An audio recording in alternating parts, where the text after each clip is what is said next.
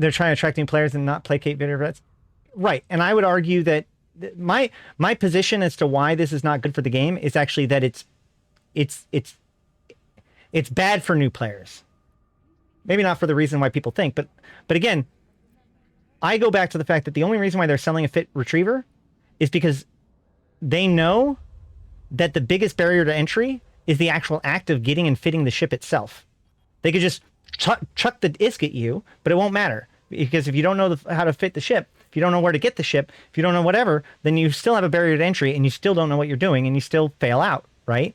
So if they give you a fit ship, now you have something that's fit, you have an example of it, you kind of know what to look like. When it dies, you can like, you know, pull it back up and maybe upgrade some of the modules. It's not that bad of a fit, guys. But, you know, you can make your improvements and all that stuff, but at least it gives you a baseline to work with.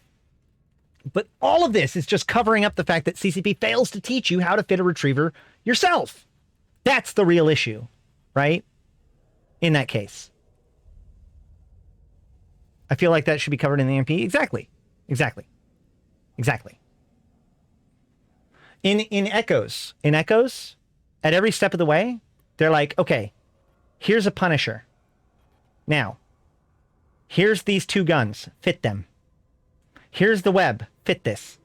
Here's the afterburner, fit this. Every step of the way telling like, this is why the web exists. This is what the afterburner does. This is what okay, now we need some defenses. So here's your armor repper, right? And then you go and do the mission and fight with the Punisher. And then you come back and they give you a coercer. And then they walk you through fitting it again, allowing you to see that the same pieces kind of go on to the destroyer too, that the same pieces are essential, right? Like let's put it this way. The game never suggests to you that a part of the fitting is what prop mod you choose. Prop mods are just listed along with all of the other low slot or mid slots as if like they were just the same as everything else.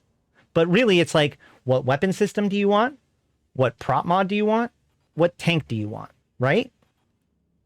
And so that, like, the fact that that's its own dichotomy of choice, that the act of actually fitting a ship, the act of comprehending how you want your ship fit, one of the steps is considering your prop mod. That concept is not fully fleshed out.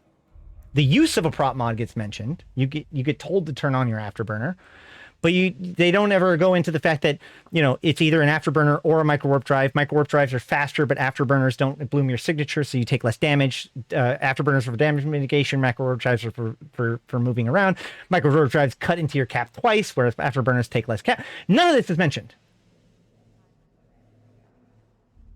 None of this is even there if you try to look for it.